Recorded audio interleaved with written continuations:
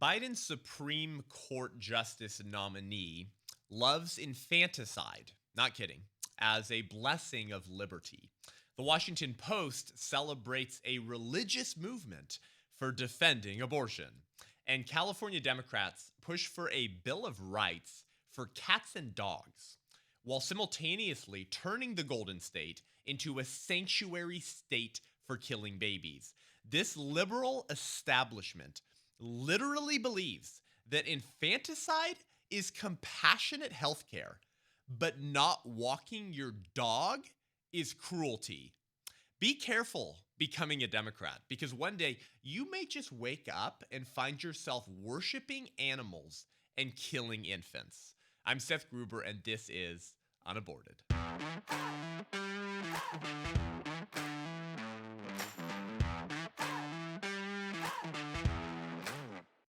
Welcome to the show today, guys. Thank you so much for tuning in. What an intro that is, huh? Sometimes you almost have to just laugh at the culture of death. When evil overplays its hand to such ludicrous degrees, obviously we need to gird up our loins and we need to contend for the right to life of the preborn, for our children, for the country, for our posterity, for our neighbors. But sometimes what is happening in the world is so evil and so beyond the pale that it is almost a coping mechanism, and almost a form of like self-therapy to laugh at the wicked. And I mean, we see this in scripture, right? God does mock the wicked, right? The prophets would mock the wicked.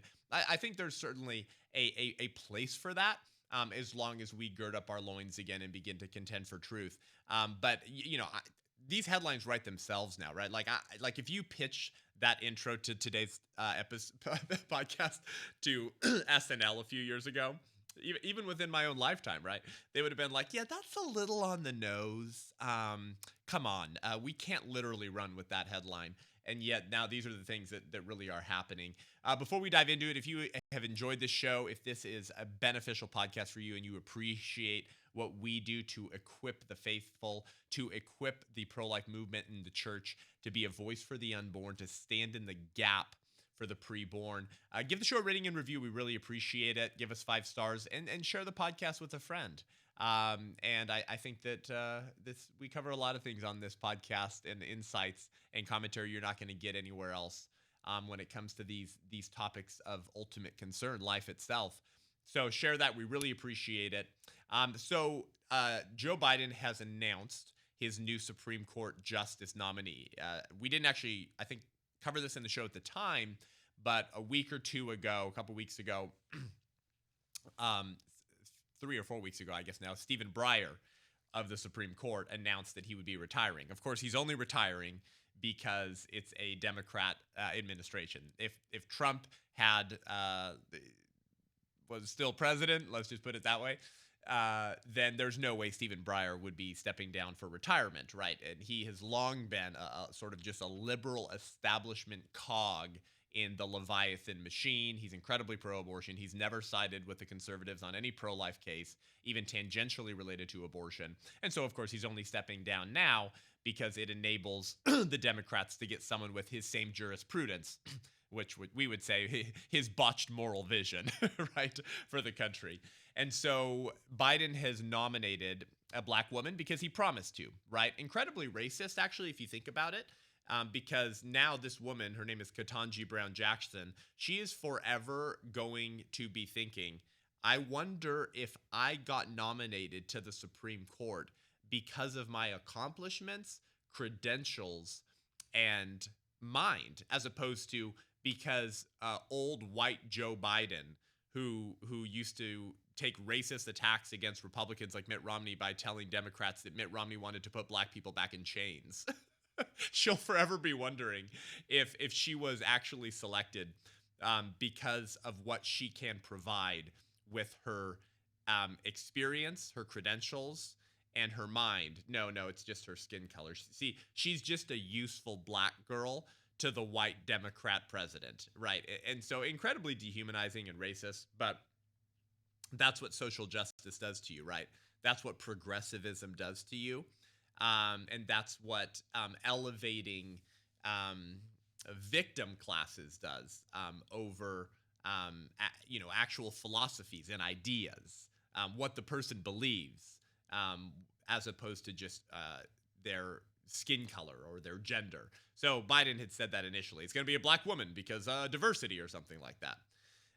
But of course, if it was a black woman who was conservative and pro-life, Candace Owens ain't getting nominated to the Supreme Court. Let's just put it that way. It's just because they're ideologically useful and they check these intersectional boxes that enable the Democrats to pander to the left wing of their party.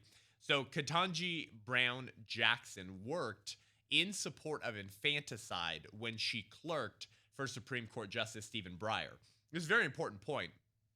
It's the primary reason I'm covering it. We would have brought it up anyways, but specifically on the issue of abortion, this woman is an absolute radical, as was Stephen Breyer, but it just goes to show you how comfortable Democrats are in cozying up to full-blown infanticide in order to protect their high sacrament of abortion.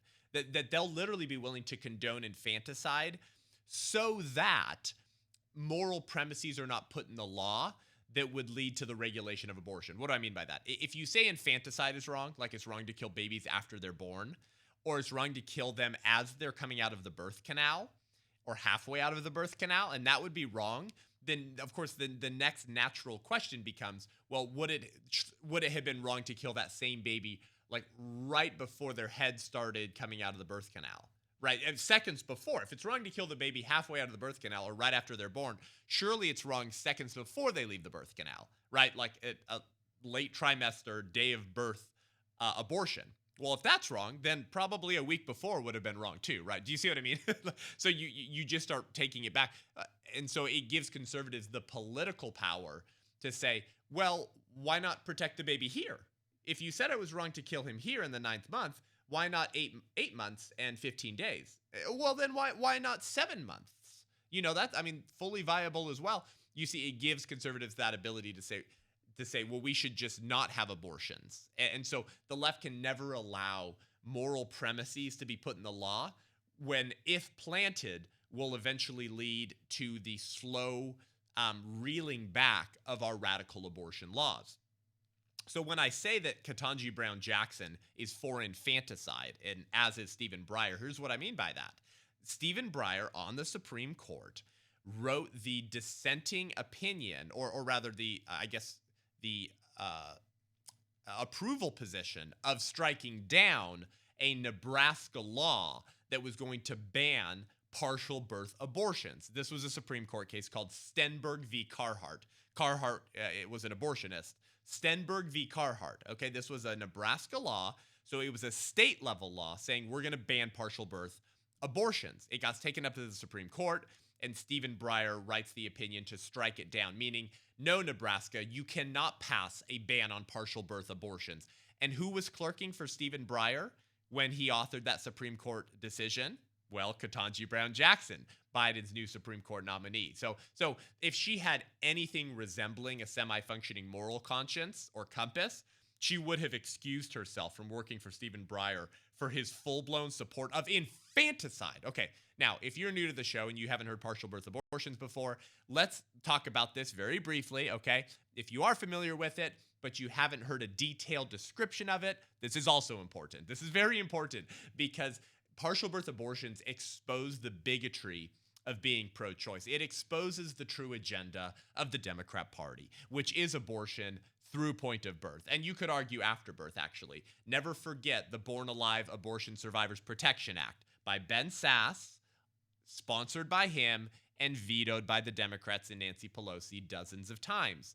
The Born Alive Abortion Survivors Protection Act just said if a baby survives a botched abortion, the abortion has failed, and the baby was born alive during an abortion procedure, okay? The baby had to be given the same level of medical attention and care as any other baby born under normal circumstances. The baby had to immediately be transferred to a hospital to be taken care of because guess what? Abortion centers are not good at preserving life. They're good at ending life, and they're not equipped to take care of infants who survived their forceps. And thirdly, if the abortion staff don't report the fact that a baby was born alive during a botched abortion, they'll be held legally responsible as well. And if the abortionist murders the baby after he was born alive during a botched abortion procedure, the abortionist will be charged with murder. Okay, so this bill did nothing to regulate abortion. It was about what happens to babies who are born alive during botched abortions, because there's actually no federal law that requires the care for babies who survive botched abortions. And we have examples of abortionists who have killed babies who have survived abortions. Okay, so you could make a case that the Democrat Party is for infanticide literally after the baby's born, and they're willing to condone all these things. Why? Let's get into that. But firstly, just so we understand how evil these people are, right? Because we get so used to talking about abortion, right? Oh, it's a killing of a baby. It's wrong. It's wrong. It's wrong. The Democrats are for abortion. It's so horrible. Oh my gosh. Oh my gosh. Oh my gosh. We get so used to talking about this evil that sometimes we forget the details. This happens to me all the time, because as a pro-life speaker, I can't live in this space all the time in my head. I try not to, at least. It's very exhausting to think about murdered babies and dismembered limbs all day as your job, and all the ideas that are used to justify it, and the ideas that we can use to defend life. Like, just being honest with you, it's a taxing job to think and talk about this issue all the time. Well, imagine actually looking at the results of this, actually seeing what happens to these children, right? You may get emotionally and spiritually exhausted by the abortion issue, right? Hopefully you get inspired and fired up when you listen to the show. But now imagine literally being involved with murdering babies through partial birth abortions. Okay, so Nurse Brenda Pratt Schaefer, who's Brenda Schaefer? Okay, well, she once worked for abortionist Martin Haskell. Okay, Martin Haskell is considered to be the creator of the partial birth abortion procedure. This demon invented a way to kill babies who were partially born, hence the term partial birth abortion, okay? So she witnessed many abortion procedures, including the partial birth abortion procedure performed by Martin Haskell in the 80s and 90s, and it understandably left her traumatized. So she testified before a congressional subcommittee in 1995. So I was 4 years old, okay? And I want to read to you what she told Congress in 1995 after quitting her job working for Martin Haskell, okay? This is what Ketanji Brown Jackson is for. This is what Stephen Breyer is for, who she is replacing and who she clerked for when he upheld the right to kill babies in this way. What way? Here's Nurse Brenda Pratt Schaefer. Dr. Haskell brought the ultrasound in and hooked it up so he could see the baby. Then, 26 and a half weeks into pregnancy. On the ultrasound screen, I could see the heart beating. I asked Dr. Haskell, and he told me, yes, that is the heartbeat. As Dr. Haskell watched the baby on the ultrasound screen, he went in with forceps, and he grabbed the baby's legs and brought them into the birth canal. Then he delivered the body and arms all the way up to the neck. At this point, only the baby's head was still inside. The baby's body was moving. His little fingers were clasping together. He was kicking his feet. All the while, his little head was still stuck inside. Then Dr. Haskell took a pair of scissors, they're called Metzenbaum scissors, and inserted them into the back of the baby's head. Then he stuck a high-powered suction tube into the hole that he had created with the scissors and sucked the baby's brains out. I almost threw up as I watched him do these things. Next, Dr. Haskell delivered the baby's head, cut the umbilical cord, and delivered the placenta. He threw the baby in a pan, along with the placenta and the instruments he'd used. I saw the baby move in the pan. I asked another nurse, and she said it was just reflexes. The woman wanted to see her baby, so they cleaned up the baby and put it in a blanket and handed it to her. She cried the whole time, and she kept saying, "I'm sorry, please forgive me." I was crying too. I couldn't take it. The baby boy had been the most perfect, angelic face I had ever seen. In all my professional years, I'd never experienced anything like this. I don't think about abortion the same way anymore. I still have nightmares about what I saw. End quote. Yeah, no, duh, you do. You were literally watching demons at work. This is a partial birth abortion. It's very hard for me to even read and get through. I assume this was very difficult for you to listen to as well. Unreal. Now, obviously, we have a more visceral reaction, don't we, as humans, to late-term abortions? That's why I think it was a Gallup poll in 2019. We don't have the screenshot for you, but we've showed it on the show before. Gallup poll in 2019 found that only 13% of the American public supported keeping abortions legal in the third trimester. Not 13% of Republicans or Democrats, 13% of the freaking country. believe that third trimester abortion should be legal, or late-term abortions. Well, this is a description of a late-term abortion. We have a more visceral reaction to it because we can identify more with the child, right? Because they look more like us, but that doesn't mean that younger children are any less human. Younger babies who might not look as much like us look exactly how a human is supposed to look at that stage of development. So every abortion is just as wrong because the child is not becoming more human.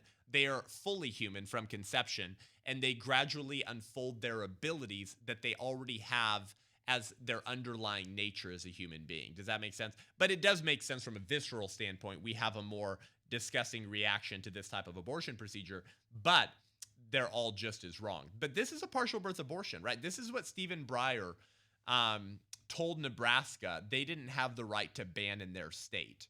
And this is what Ketanji Brown Jackson is fully for. I certainly hope Ted Cruz or someone is able to get this and read this portion to her before she's confirmed, because unfortunately, I don't know if we're going to have the political capital to stop her from getting through onto the court. So how did we get partial birth abortion? Here's a brief history. The first partial birth abortion ban act was in 1995. Bill Clinton vetoed it. No shocker there. How did it break down? 54 yeses and 54 noes. Republicans who voted no, 8. Only 8 Republicans voted to not have a partial birth abortion ban act. Democrats who voted no, 46. So 46 Democrats didn't want a partial birth abortion ban act. 45 Republicans voted yes, and 9 Democrats voted yes. So Bill Clinton vetoes it in 95, okay? Then in 2003, Bush signs the partial birth abortion ban act in 2003. 64 yes, 34 no, 2 not voting. Republicans who voted no, 3. Democrats who voted no, 31. No surprise there. This is the party of abortion and infanticide. So Bush signs the partial birth abortion ban act in 2003. And then, was it 2005? There was the Gonzalez versus Carhart. We just talked about the Stenberg versus Carhart. Gonzalez versus Carhart, which was to ask the question, should we uphold the partial birth abortion ban act? And we did decide to uphold it, but people like Ruth Bader Ginsburg tried to overturn Bush's partial birth abortion ban act. Okay, so that's the history of the partial birth abortion sort of history. But this exposes this really debauched moral vision of the Democratic Party. I think this gets at the strategy of the pro-abortion left in how they maintain their ideology. This is what they do. They simply filter out of sight any recognition of a separate human being bearing the injuries of quote-unquote choice. They have to simply pretend that there is no child. There is no child. There's no human being whose existence matters in the womb. Because if they acknowledge the reality of this late trimester baby who's having Metzenbaum scissors shoved into the back of their skull before having a catheter suction vacuum tube suction out their brains, if they acknowledge the experience of that child, there's no moral or political route for them to continue in their support of this heinous act. They simply have to stick their head fully in the sand, or to like the Dumb and Dumber scene, la la la la la la, stick their fingers in their ears, sing really loud, and pretend to not see or hear the horrors and screams of the child subjected to this quote-unquote reproductive healthcare procedure. And they've been doing this for years. This is exactly the strategy adopted by Bill Clinton when he vetoed the partial birth abortion ban in 96. What do I mean by this? If you allow the partial birth abortion ban to pass and become law, you would have to acknowledge the humanity of the child and the injuries it sustained during an abortion. Because if the child halfway out of the birth canal, you just saw the pictures, you just heard my description, right? The child is literally halfway out of the birth canal before they're killed. If the child halfway out of the birth canal is a person with value, whose murder is atrocious and indefensible, and that child has some rights, then how is the same child minutes, days, or weeks before exiting the birth canal not a person with human rights? What happened in those seconds, minutes, hours, or weeks before that baby was killed in a partial birth abortion that moved it from something that had no value whatsoever, the mere property of their mothers? You could call them the property of the Democrat Party, right? They're always trying to label people that they don't like as property. Black people in the 1850s, babies today. What moved that person from a non-person, Untermensch, subhuman, insensate blob of tissue, to a being that we should protect from dismemberment because they're halfway out of the birth canal, because they're a person with rights. Well, what happened, right? If Bill Clinton had allowed the Partial Birth Abortion Ban Act, if pro-choicers acknowledged that killing a baby in that manner at that stage of development is immoral, evil, or wrong, objectively wrong, then there's no way they can offer a moral defense for abortions hours, weeks, or months before, because the science is so clear. It's the same child. It's the same human. They're not becoming more human. They're not somehow proving more human DNA, right? They're unfolding their potential, but it's a human being with great potential. It's not a potential human. This is just the science, right? So that's why they can't allow these types of laws to protect babies at this late-term abortion. They'd be forced to answer these very difficult questions. And so this is Bill Clinton's strategy, right? It was to simply pretend that there was no child. And if you read the documents, Bill Clinton's defense is basically, well, sometimes a partial birth abortion will be necessary because mom might die.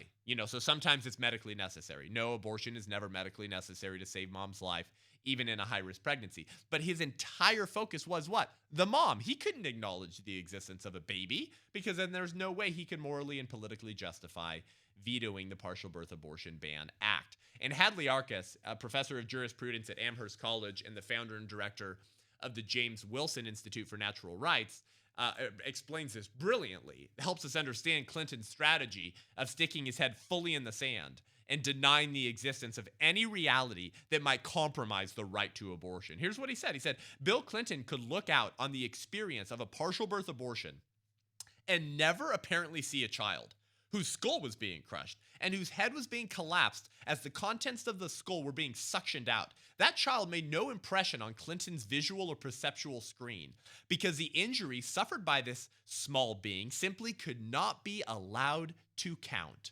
Both the victims and the injuries had to be filtered out by the theory that came along with abortion rights. For that notion of rights could not be sustained while there was a recognition of a separate human being suffering injuries that were lethal. You can't acknowledge the injuries and humanity of that child when you adopt the theory of choice.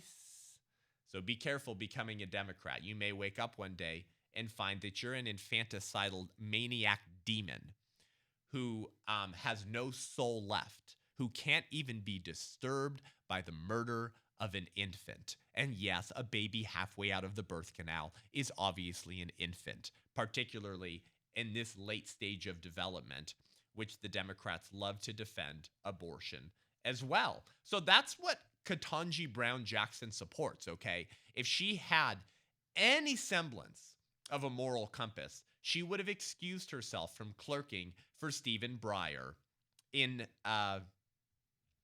2000 when he struck down Nebraska's ban on partial birth abortions, but she didn't. Additionally, she was involved in a case several years ago at the state level to try to ban pro-life sidewalk counselors from being on public sidewalks, right? They tried to create buffer zones where pro-life Americans could not stand and exercise their right to free speech on a publicly owned sidewalk to try to give women their last chance to not kill their child. So this woman hates unborn children and she hates you. Just be clear on that.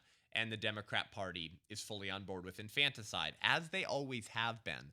And I think it was important for me to take this segment of the show to give you that history on partial birth abortion and what's involved in a partial birth abortion, because they need to own that. And those questions need to be put to them. That's what they're for. And I think you'll find many Democrats and pro-choicers today who would not be for that type of radical way to kill a baby.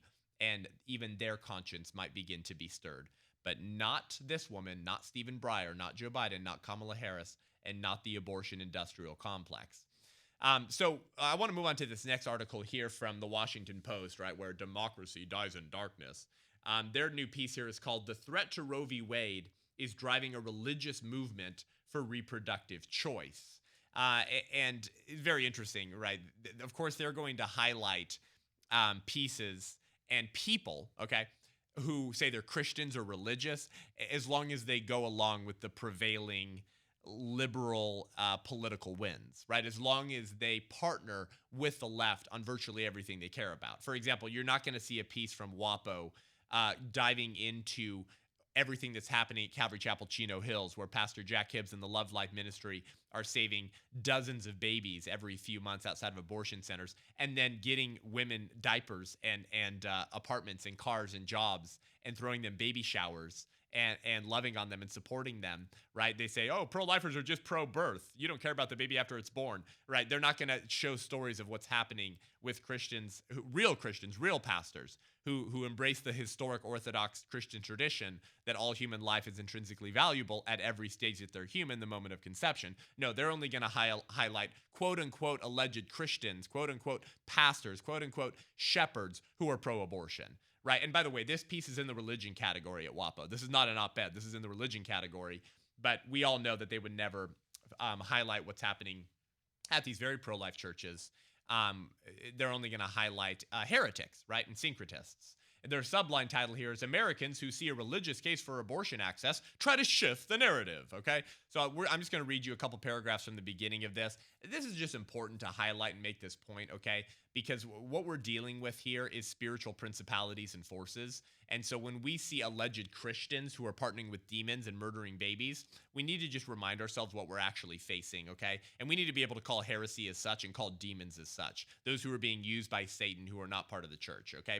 But so that's why we need to talk about this, talking about infanticide, killing babies, who's really behind this, right? And notice how Satan and demons work their way into using the platforms and voices of people who say that they follow Jesus in order to lead people to hell. So this WAPO piece says, when the Reverend Kaylee McEvoy, we have a picture of her here, began at Westmoreland Congregational in 2018, she faced a question. Should she tell her new congregation she'd recently had an abortion? McEvoy was already a reproductive rights advocate, right? Of course, this is the WAPO writing, right? They're not saying an abortion advocate, not saying feticide advocate, right? No, it's a reproductive rights advocate. And to her, the experience wasn't in conflict with her faith. When the pastor and her then boyfriend learned in 2016 that she was pregnant, so she's sleeping around and having sex before she's married? Oh, I could have never have guessed that. I could have never have guessed that because she calls killing and lynching babies and sacrificing them to demons reproductive health care. The first place they went was to a cathedral to pray and to call doctors' offices in search of one to do the abortion. Other visitors to the cathedral happened to try to enter the small chapel where McEvoy was on the phone, but her boyfriend turned them away. She remembers saying, something holy is happening here. Something holy is happening here? So her boyfriend is turning people away from what they call a church because the pastor and her boyfriend are in the church calling demons to ask how much they can pay one of those demons to kill her baby. And so other people can't come into that holy place because what's happening there is holy as they're phoning demons to kill their baby. So here are the pastors that the WAPO likes to platform. But in front of her new congregation, she wondered and worried if they would lose respect for her. Westmoreland, like the suburb of Bethsaida it sits in, is full of liberal people who politically support abortion access, McEvoy felt, but may not be ready to call it a social and theological good. Then came laws in Texas and Mississippi to severely limit abortion. Then the Supreme Court's decision to review the constitutionality of Roe v. Wade. And on top of that, pandemic isolation and virtual worship that to McEvoy made preaching about real lived physical experiences feel urgent. Now she is a part of an increasingly bold and more visible religious movement for reproductive choice, a hard shove back to the decades-old American narrative that a devout person sees abortion only as murder. From prominent clergy to regular people in the pews, far more nuanced and varied perspectives about abortion are being voiced across the religious spectrum, many for the first time. By the way, anytime you hear the word nuanced, you can probably assume it's a leftist talking to you. You don't hear that word used as much by conservatives. It's really one of those most used words in the lexicon of leftism. And I heard this all the time at Westmont College as well. These more progressively, quote unquote, Christian colleges, they love saying things are nuanced or the gray area or complex. They freaking love that. They love getting high off their own intellectual flatulence. It makes them feel really smart that they can explain the nuances of difficult, complex moral and spiritual debates. And because it's so nuanced and there's not a clear answer, we need to make room for all different varying opinions on these nuanced debates. I would hear that kind of crap at Westmont all the time. And usually, what kind of topics were that language being applied to? Gay marriage, sodomy, and murdering babies in the womb. Very nuanced, okay? We need to make room for these perspectives. In November, McEvoy, a 29-year-old with a melodic preaching voice, took the high white pulpit at Westmoreland and said to her congregation, quote, she had never felt more known and heard and loved by God than when I entered the doors of a Planned Parenthood. Then last month, she addressed a group of Christian abortion access activists meeting in a D.C. church, and she said, something holy is happening here, friends. Something holy is happening here. Lady, that wasn't God you were hearing from. Yeah, nope. That was not God you were hearing from. That was a demon you were hearing from, and you may be possessed. And if you want to return to orthodoxy, you may need an exorcism, right? I mean, this is gnarly. She's saying, I never felt more loved, heard, and known by God than when I entered the doors of a Planned Parenthood. 1 Timothy 4:1 says that the Spirit expressly says that in later times, some will depart from the faith by devoting themselves to deceitful spirits and the teachings of demons. ESV, 1 Timothy 4:1. They'll depart the faith to embrace the teachings of demons. And guess what? Satan and demons have always been behind the killing of babies. It is his pride and joy, the killing of babies. It always has been, right? That's Satan's the dragon in Revelation, waiting for Mary to give birth to eat baby Jesus. He's behind the killing of babies by Herod in Bethlehem and by Pharaoh in Egypt. He's a lion that prowls around looking for those to devour. Killing babies is his pride and joy, okay? It is the sacrament of Satan. And so we just need to remind ourselves what we're talking about here, folks, that we're dealing with demon worship here. It's easy to get caught up in the politics, right, and anger towards those who kill the unborn. But just remember, there are demonic forces behind these people. But don't worry, they're going to masquerade it as compassion, right? Paul says in 2 Corinthians 11, he says, and what I am doing, I will continue to do, in order to undermine the claim of those who would like to claim that in their boasted mission, they work on the same terms as we do. But such men are false prophets, deceitful workmen, disguising themselves as apostles of Christ. And no wonder, for even Satan masquerades as an angel of light. Right? It looks really good, right? The wolf looks like a shepherd. Right? That's me now. So Paul says, so it is no surprise if his servants also disguise themselves as servants of righteousness. Their end will correspond to their deeds. Okay? So whether it's a Supreme Court justice nominee who loves infanticide or allegedly Christian pastors who support abortion through point of birth, we're still dealing with Satan and his fallen angels. And God tells the Israelites in Psalm 106 that their sacrifice of babies to Molech was actually sacrificed to demons. God has been very clear on this point, okay? Psalm 106, he says, Israel, you sacrificed your sons and daughters to demons, and the land is desecrated with blood, okay? So when we talk about abortion, we're talking about the sacrifice of babies to demons. There are demonic spirits and forces living inside of this woman. What's her name? Dr. Reverend Kaylee McEvoy, and all of the other satanic masquerading as angel of light pastors that this WAPO piece highlights later, which we don't have time to get into. We're dealing with the Lord of Flies, okay? The spirit of the age who has always been obsessed with killing babies. We as Christians just need to remind ourselves of that. I want to finish this show today by talking about a new California bill, a Bill of Rights, actually, for cats and dogs, okay?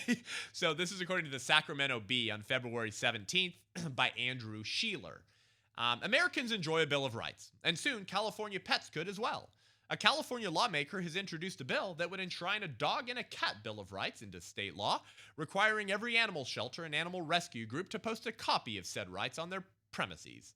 The bill is sponsored by the animal advocacy group called Social Compassion in Legislation, whose founder and president is named Judy Mancuso. Okay, so I did some research on this woman, okay? Judy Mancuso. I was very interested. I had a suspicion that she was a radically pro-abortion leftist. And guess what? I was right. Okay, so excuse me. She lives in, I think, Laguna Beach, California. Okay, she's the sponsor of this bill. I checked her out on Instagram, social media. She does everything animal rights related. Okay, she has pictures with Newsom. Okay, she has pictures with Eric Garcetti, the mayor of LA, and other crazy pro-abortion people.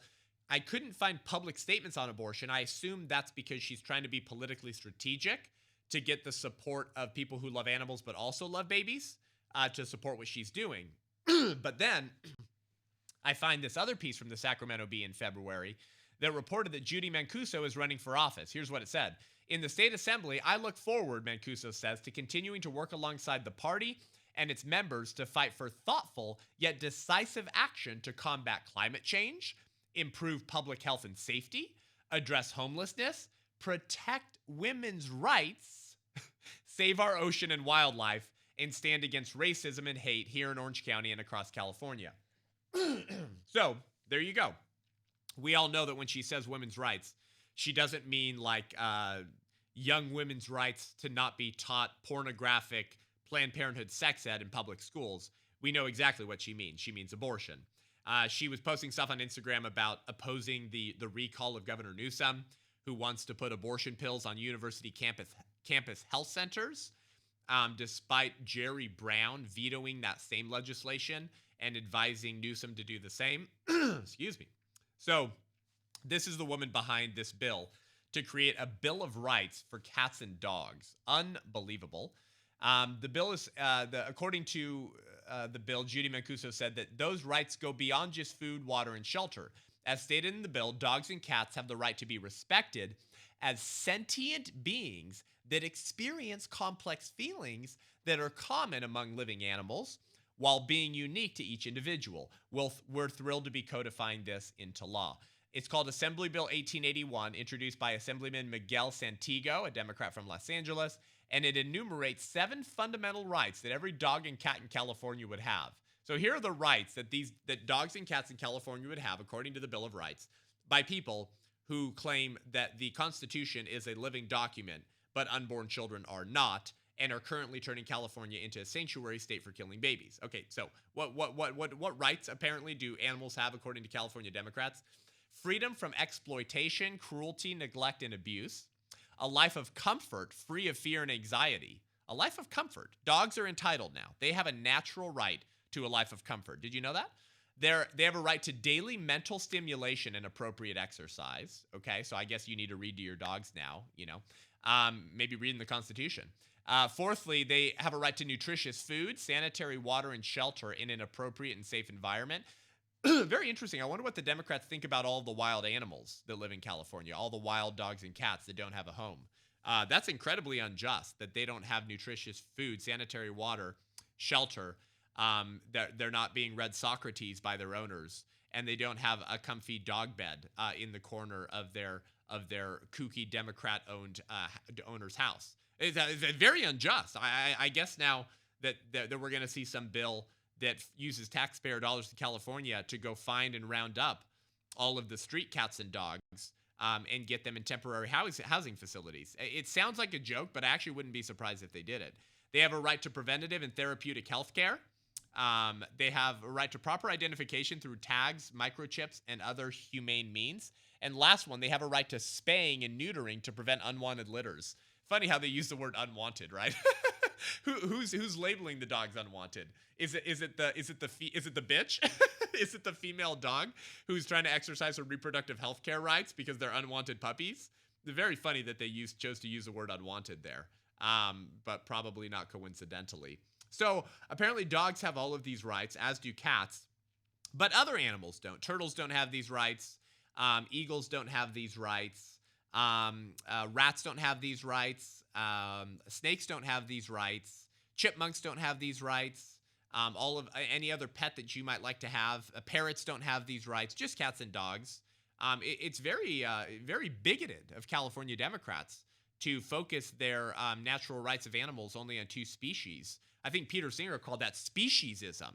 giving more value to certain species over others, despite the fact that we're all just animals, right? We're all just different forms of animals. Wow, this bigotry is unacceptable. But of course, none of this makes sense. It's not supposed to. It never can, because these people live in la la land. These people are living in a fantasy reality that is built on the mutilated bodies of aborted children. Santiago, the assemblyman who introduced this bill, said cruelty can also be not taking a dog out and walking him, socializing him, and spending time with him. That can be cruelty. Now, I guess the bill stopped short of actually prosecuting Californians who didn't provide these alleged rights to dogs and cats, but they think it will be used as a way to discourage abusing the rights of animals and encourage you to respect those rights. So let's talk a little bit about this. Being a Democrat today literally does mean worshiping animals. In 2019, the Washington Post celebrated the personhood of an orangutan who was granted legal personhood by a judge in Argentina in 2015 and moved to Florida in 2019. The judge ruled that Sandra the ape is legally not an animal, but a non-human person and entitled to legal rights enjoyed by people. She said, with that ruling, I wanted to tell society something new, that animals are sentient, remember that word, sentient beings, and that the first right they have is our obligation to protect them. So this has long been a trend in leftism, this obsession with the rights of animals, while simultaneously an obsession with removing the rights of preborn children, and the rights of you to live your faith in accordance with your best judgment in the public square, right? The people who lynch babies in the womb, who condone tyranny in the womb, are ironically very bad or very good at condoning tyranny outside the womb as well. No shocker there. And so there's been many stories of these, right? If you disturb the egg of a bald eagle, you'll be fined $250,000 and sentenced up to 4 years in federal prison. Right? Eagles, blades of grass, dirt, dogs and cats all have more rights than unborn children. And of course, this, reminds me of the famous G.K. Chesterton line that wherever there is animal worship, there will be human sacrifice. Wherever there is animal worship, there will be human sacrifice. How is this so? We'll end with this, and hopefully this will kind of help you see this from a bigger philosophical and religious playing field. Well, what is the argument for animal rights? The argument for animal rights is that animals are sentient and therefore deserve protection. You heard that language from Judy Mancuso of the Social Compassion and Legislation, right? She said what? Dogs and cats have the right to be respected as sentient beings that experience complex feelings, right? The judge who granted an orangutan personhood rights said, I wanted to send a message that animals are sentient beings, right? So the argument for animal rights is that animals can feel. They're sentient, right? Sentience is the ability to feel and perceive. Okay, so therefore they're a person. But sentience does not work as a good standard for human value and dignity, because you're not sentient when you're in a coma, but it would still be wrong to kill you. Do you see what I mean? You can't use that standard as sort of the litmus test, right? Or the gauge of human value and personhood rights. Additionally, the unborn child is sentient, but the people saying that living things that are sentient should be qualified as persons with rights don't apply that same standard in the womb. Shocker, right? Because they're all bigots, right? Because abortion's their sacrament, because they're probably possessed by demons, right? The unborn can definitely feel pain by 13 and a half weeks. They would be sentient. Dr. Maureen Kondik, an associate professor of neurobiology and anatomy at the University of Utah, has testified before Congress that fetuses feel pain to some degree by 8 weeks. By 8 weeks gestation, they have what is called the spinal circuitry necessary for pain detection, that's all established. So if they can respond to pain in some way by 8 weeks, and certainly to all pain by 13 and a half weeks, then they would be sentient. And if they're sentient, why aren't kooky animal-worshipping Democrats applying their same sentient standard for personhood to the preborn child in the womb, right? Because it was never about consistency, right? It was never about consistently applying their ideology and their premises. It was about power, right? It was about hierarchy. They're not being cowards or inconsistent by not applying their premises in every moral debate. It's simply hierarchy. It's not hypocrisy. It's hierarchy. They know that they're being hypocritical. They know that they don't apply their standards consistently across the board, right? Sentience for orangutans, sentience for dogs and cats, sentience for preborn children, but they don't get any rights. They know they're not being consistent. They don't freaking care. The same thing with COVID, right? They know that they're not being consistent. When Nancy Pelosi doesn't wear a mask when she goes to get her hair done. When Chuck Schumer and Nancy Pelosi put fundraisers for all white Democrats up in Northern California and don't wear masks, but they make the Hispanic servers serving them food wear masks. When Eric Garcetti doesn't wear it at the football game. Right, when Newsom is at the French Laundry refusing to wear it inside with California health officials who are drafting the policy in the first place. We can go down and down the list, right? They know that they're being inconsistent. They don't care. It's about hierarchy, power, obtaining political power, wielding it effectively in order to further your progressive agenda, to lead us into the utopian perfect Marxist future, right? But no, of course not, right? There is no utopia that these progressives are leading us into. It's tyranny, despotism, right? But don't worry, they won't be experiencing the negative repercussions of their political ideology and worldview. Just us, the little rubes, right? Their little subordinates will. They'll be getting fat, happier, and richer than ever before. That's how tyranny always works, right? The people who promise to lead us into the progressive, follow the science utopia know that it will be absolute crap, but they'll be empowered. They'll be fat, sleek, and happy. So you need to understand this, right?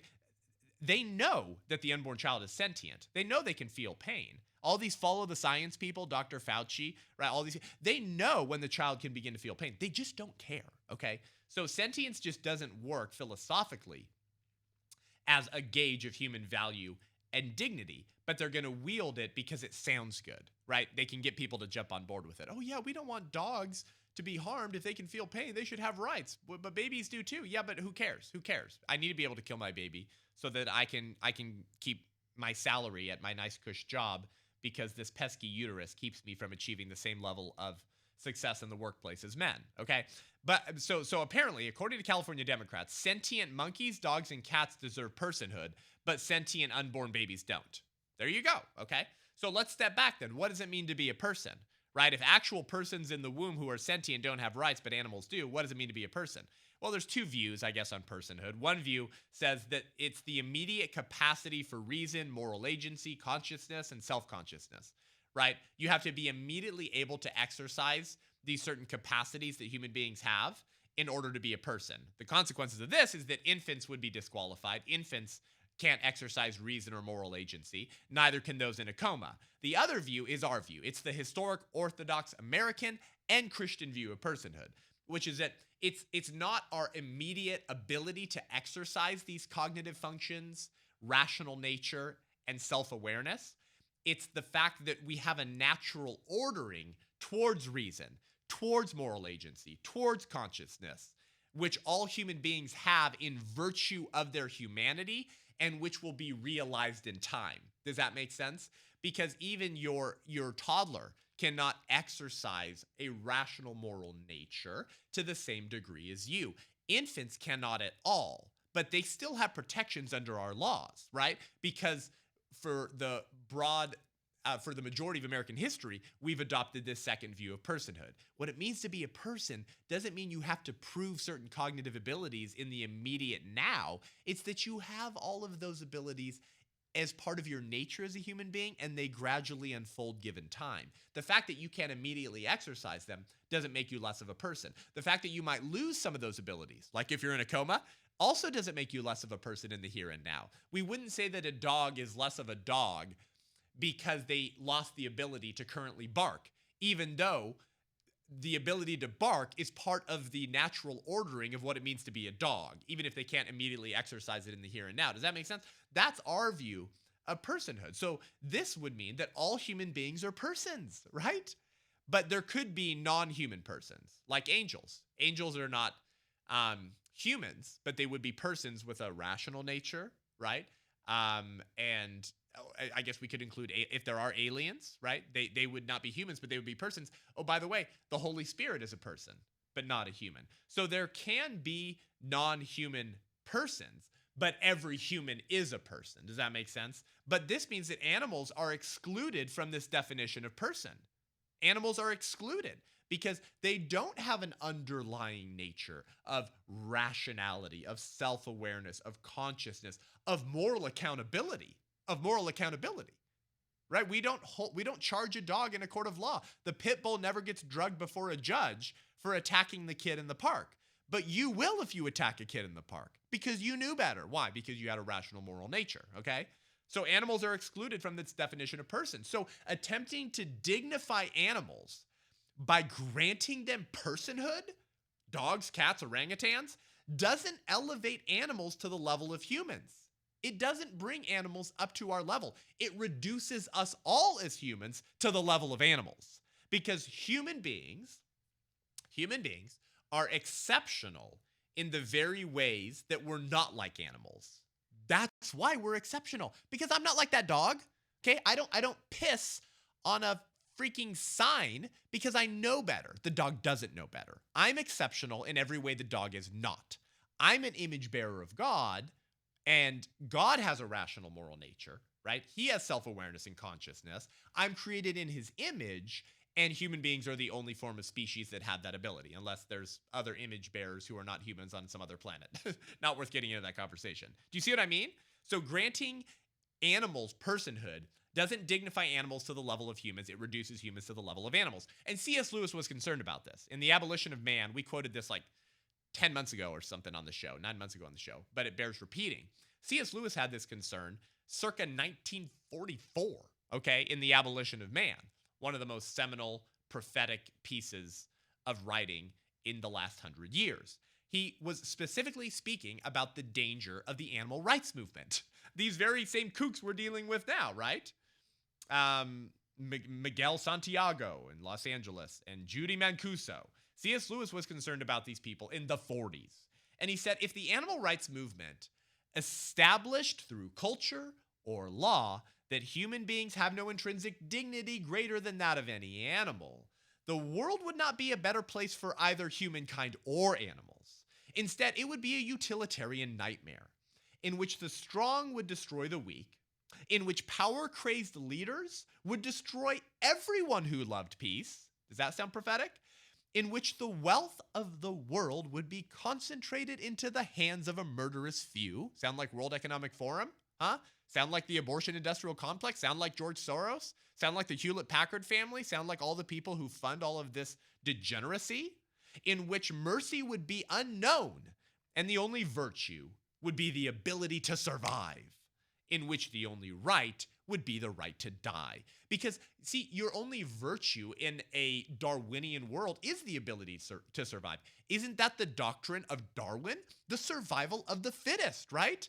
That there is no dignity attached to the individual, right? We are no different than animals because the dog is sentient and we're sentient and we're just different species, but we're all life. It's all life. The dog's alive. I'm alive. We're just different species. It's all life. We're all sentient. So we're not any more valuable than animals, right? So there are no virtues because there is no God. There's no creator who endowed humans as intrinsically valuable over and against other creatures. There's no objective moral standard to which we're all beholden. We're just atoms banging around in the universe, in which case there are no virtues because virtue assumes an objective moral universe, right? These are virtues, these are vices. This is good, this is bad. This is ugly, this is beautiful. This is evil, this is good. No, there is none of that because there is no God. Therefore, the only virtue is who makes it to the end, who can survive the longest, the survival of the fittest. So C.S. Lewis was predicting this in the 40s, that if you reduced humans to the level of animals and you said, we're all just life, so let's see who can survive the longest, you will end up in a utilitarian nightmare. Right? Utilitarianism. You're only valuable in what you can provide and how you can function and benefit the world or the species that is currently in power. You have Down syndrome? Oh, sucks for you. You're not a person, right? If you're Margaret Sanger, you want to weed out the blacks, the mentally and physically unfit, right? Because they're not as utilitarian. They don't provide for us as well. So we'll just get rid of them. Where the strong would destroy the weak, that's justice. That's a virtue. You can't survive? Sucks for you. The only virtue is the ability to survive, and the only right would be the right to die. Incredibly prophetic. When you bring humans to the level of animals, don't be surprised if human beings begin to be treated like animals. If we worship animals and their rights, like all the California Democrats are doing, right? This is borderline worship. This is G.K. Chesterton-like worship, right? If we worship animals and their rights while simultaneously worshiping the right to kill babies, which we've been doing for over 50 years in this country, right? Remember, abortion was legal in many states before it was legal at the federal level. Then we will one day wake up and find that there are no more human rights left. And Darwin's vision will reach its natural animal farm hysterical conclusion. Such a vision is not progressive, okay? Such a vision is incredibly regressive. Be careful becoming a progressive Democrat, because one day you just may wake up and find that you're worshiping animals and killing infants. But you're not a progressive. You're a regressive. And you look no different now than kooky pagan Aztecs who loved their animals more than their own species, who murdered babies, toddlers, and adults to the sex gods, the war gods, the crop gods, the weather gods. You look indistinguishable from these kooky, humanistic, animalistic, pagan societies. But don't worry, you dress it up in euphemisms, you dress it up in false compassion, because the person you serve also masquerades as an angel of light. So it should not surprise us when his disciples masquerade their evil agenda under the same type of language. So this is what is going on in California right now. This is what is going on in the country. And yet all we're hearing about is how evil Republicans are, because they don't think we should be involved in international wars when we can't even secure our own border. You see, these are the things that really matter. Yes, the border matters. Yes, nationalism matters, having a national identity, having actual values and virtues that you share together as a country, because those values and virtues get passed on down to the next generation, and those ideas determine what the future of your republic will look like. Yes, all of this matters, right? Of course it does. But if we fail to get these first foundational fundamental premises right, like what does it mean to be human? Why are we more valuable than freaking dogs? Why should I have rights that dogs and cats don't? Why should we not grant dogs the rights to personhood? Where do these rights come from? If we can't get those most fundamental human questions right, we are not going to secure the blessings of liberty for ourselves or our posterity. Every other right that flows from the right to life, liberty, pursuit of happiness, property, religious, liberty, all these other rights that flow from the fact that you have a right to not be murdered, okay? These rights that we've been taking for granted are going to continue to deteriorate before our very eyes unless we can go back to those fundamental first rights and get them right and self-correct and turn the ship around, right? It was Chesterton, I believe, who said that the progressive, when he comes to the edge of a cliff, does not continue to believe in progress and run right off the cliff. The lover of life jumps backwards, turns the ship around, goes back the other way, right? C.S. Lewis talked about this as well. The true progressive is the one who, realizing where he's heading, turns around and runs back in the opposite direction. That's real progress. The progressive Democrats who worship cats and dogs and celebrate infanticide are not progressive, they're regressive. And until we as the people begin to contend in the public square, ideally to get godly men and women elected, to what? To advocate upstream for the good ideas that founded this republic, the right to life, what it means to be human, where these rights come from. Until those philosophies, ideologies, and ideas begin to be planted at upstream and therefore yield good fruit downstream for our posterity, then we are not going to secure human rights for everyone. And all of our other rights that we take for granted will continue to be assaulted by people who worship freaking dogs and lynch infants halfway out of the birth canal and call it reproductive justice. Unless those people are supplanted and removed and godly men and women are put into place, then this American experiment is over. And when you reach a position where your culture is literally worshiping animals and sacrificing their own infants, you might want to wake up and say, maybe this republic is not going to survive for that much longer. You hear me? You understand? Maybe we're almost done with this American experiment unless we can commit to true progress by being lovers of life, jumping back from the leftist precipice that we find ourselves in, sprinting back the other direction, and returning to asking those most fundamental questions, which our founders had a lot of clarity on and a lot of good answers on. And yet most of the American public and our pulpits cannot even answer those most fundamental questions. Well, thanks for tuning in to the show today, guys. Head on over to iTunes, Spotify, YouTube. Give the show a rating and review. Let us know what you think. It really helps us reach more people. We really appreciate it. And if you want to support the show, head on over to patreon.com/unaborted and become a patron of the show. Check out the perks and tiers we have for supporting the show. We really appreciate it.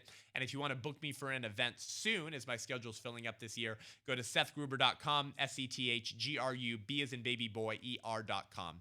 We'll see you next week. I'm Seth Gruber, and this is UnAborted.